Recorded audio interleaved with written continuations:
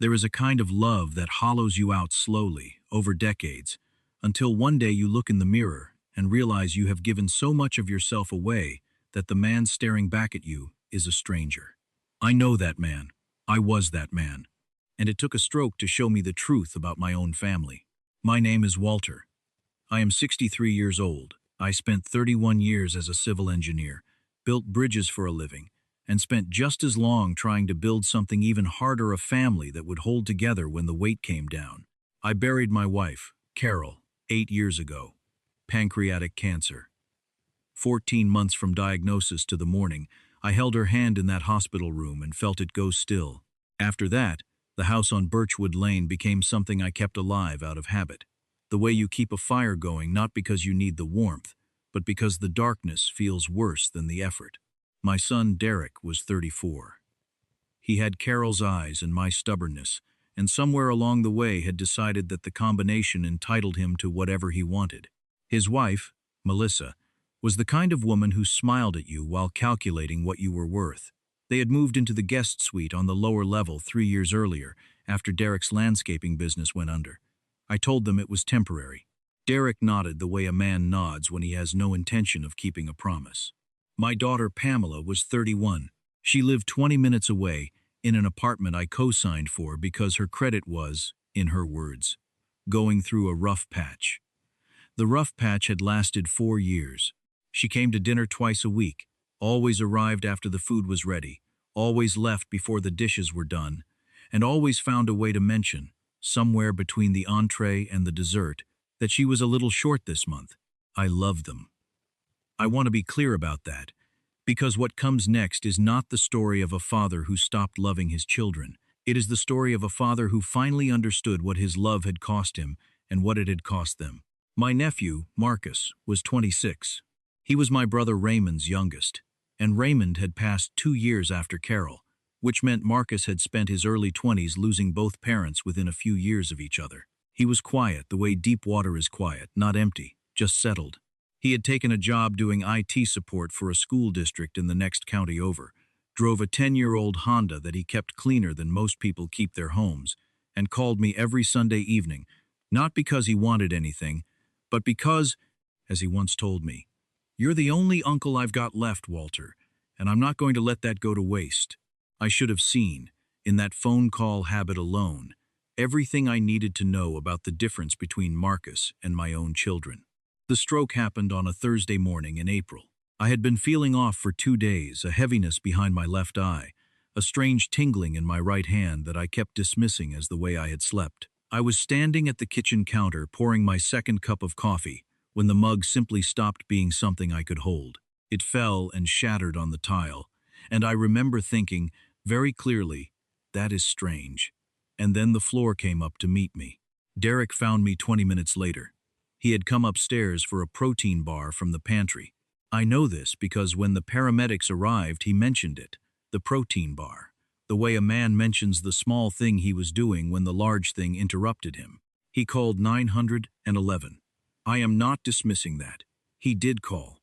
But what I remember, as they loaded me onto the gurney and I was fighting to keep my thoughts from sliding sideways, was Derek standing in the kitchen doorway with his phone in his hand, already typing something, and the protein bar wrapper on the counter behind him. The hospital kept me for 5 days.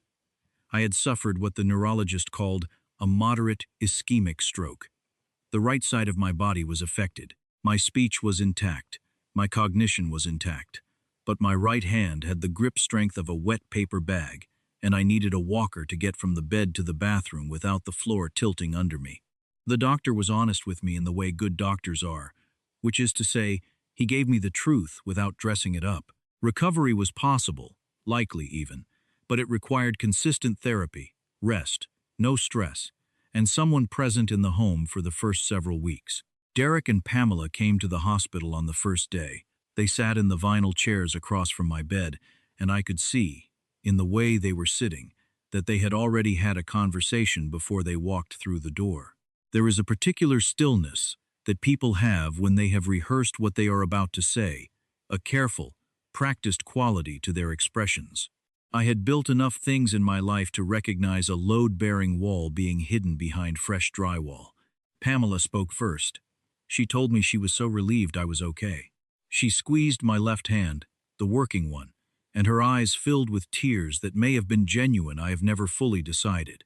Then she mentioned that she and her friend group had a trip planned to Sedona, Arizona. They had booked it 6 months ago. Non-refundable flights. A wellness retreat. I would cancel it, Dad, I really would. But it's just terrible timing, and the deposit alone was... I told her not to worry about it. Derek was next. He and Melissa had been planning a 2-week trip to Hilton Head Island, a rental house on the beach. Some friends from college were coming. He'd been looking forward to it for months. He said the word months the way you say a word when you want it to do the work of an argument. He said he felt terrible about the timing. He said Melissa had already looked into whether they could get any of the rental deposit back, and they couldn't. He said he was sure I would be fine, that the doctors seemed optimistic, that the recovery process was pretty manageable from what he had read online. I looked at my son, this man I had coached in Little League and driven to every college visit and helped move into 3 different apartments, this man whose business I had quietly bankrolled to the tune of $40,000 over 4 years, and I thought, he has already decided. He decided before he sat down. The visit was not to see how I was doing. The visit was to deliver a verdict they had reached together in the parking garage. I said it was fine. I told them to go and enjoy themselves. I meant neither sentence. Marcus called that evening. He had heard from a cousin, who had heard from Derek, which meant the information had traveled sideways through the family rather than coming directly to me from my own children, which told me something I filed away quietly. Marcus called from his car. He was still in the parking lot of the school district where he worked.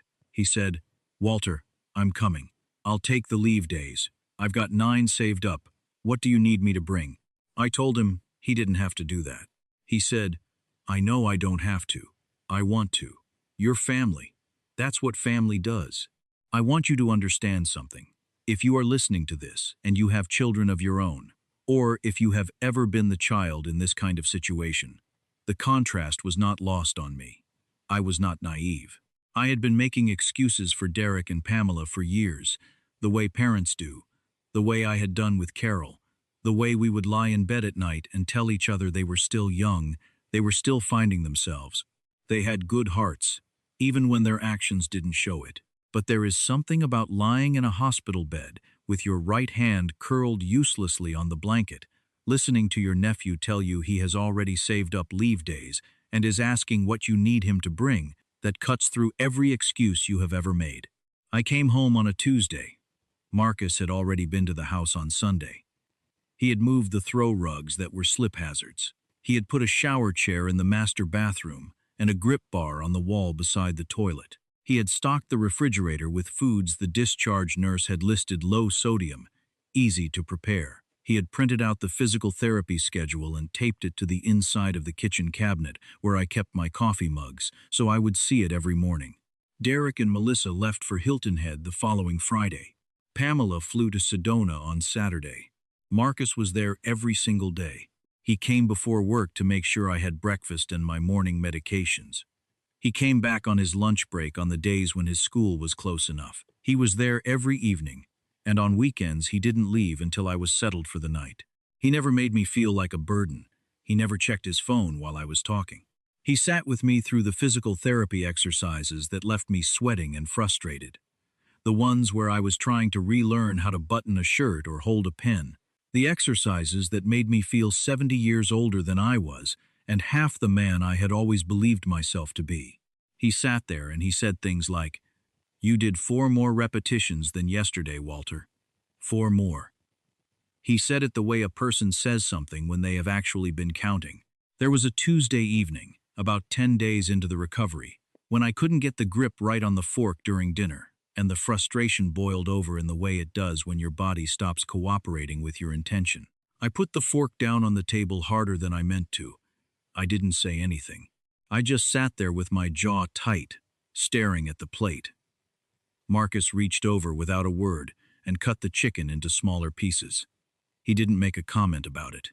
He didn't offer a speech about perseverance. He just cut the chicken and pushed the plate back and said, "The green beans are actually pretty good tonight.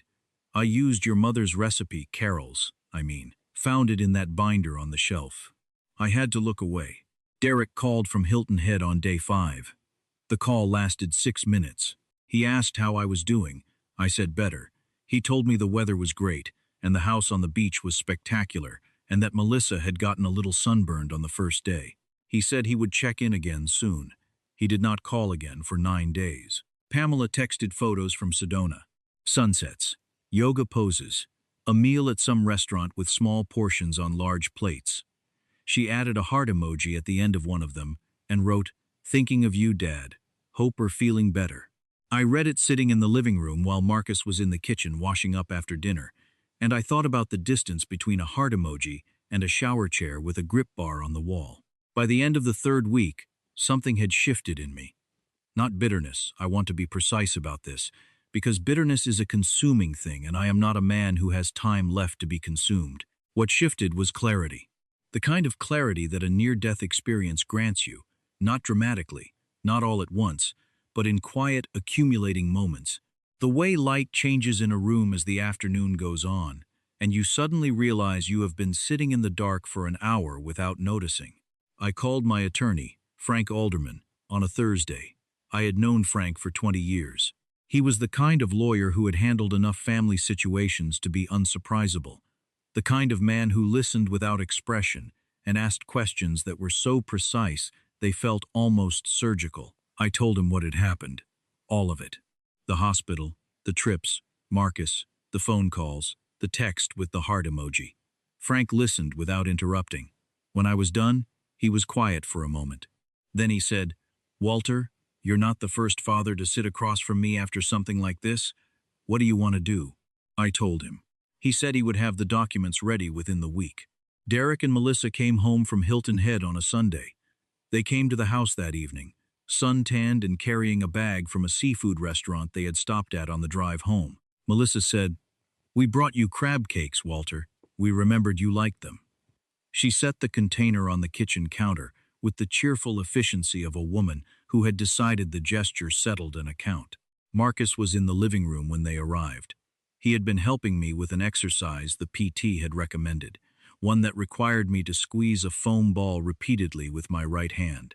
He stood up when Derek and Melissa came in, and he said hello in the polite way. He always spoke to people, without warmth that wasn't earned, and without coldness that wasn't deserved. Derek looked at Marcus the way people look at a piece of furniture that has been moved to an unexpected place in a room not hostile, just temporarily disoriented. He said, "Hey man, thanks for holding down the fort." Marcus said, "Of course." I asked Derek and Melissa to sit down. Pamela arrived home from Sedona 2 days later. I had asked her to come to the house that Wednesday evening.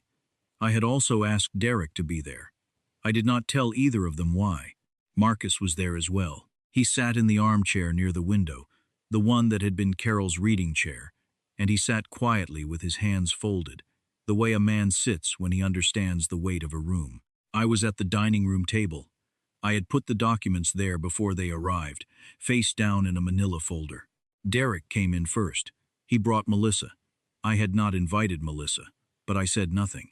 Pamela came in behind them, still carrying the easy energy of a woman who had spent 2 weeks doing breathwork and sound healing in the Arizona desert, a woman who had not yet felt what was about to happen to the air in the room. I let them settle. I let them pour themselves water from the pitcher on the table and find their seats and do the small social things people do when they don't yet know they are sitting down to something consequential. Then I turned the folder over. I had prepared what I was going to say in the days before this meeting. I had thought about it carefully, the way I had always thought about load calculations and structural tolerances, accounting for every force, every point of failure. I did not want to be dramatic. I did not want to punish. I wanted to be precise. I said, when I was in that hospital, I had a lot of time to think about what matters, about what I have built in my life, and what I want to leave behind, about who was in this house while I was learning to hold a fork again and who was not. Neither Derek nor Pamela spoke. Derek had seen the folder. I could tell by the change in his posture. I said, I am not angry. I want you to understand that. What I am is clear. And clarity, after 63 years, is not something I am willing to give up. I opened the folder. I explained what the documents were. The estate plan had been rewritten. The house on Birchwood Lane, purchased in 1997, paid off in 2019, appraised at $412,000, was being transferred to Marcus. The investment accounts, two of them, totaling just over $230,000, were being divided. $150,000 to Marcus, the remainder to a charitable trust in Carol's name. Derek and Pamela would each receive $20,000, outright, no conditions. It was not nothing. It was not nothing, and I said so. I also said that the arrangement in the lower level of the house, Derek and Melissa's suite, needed to end. I had spoken with Frank. I was giving them 90 days. That was 3 months. It was enough time. Melissa was the first one to speak.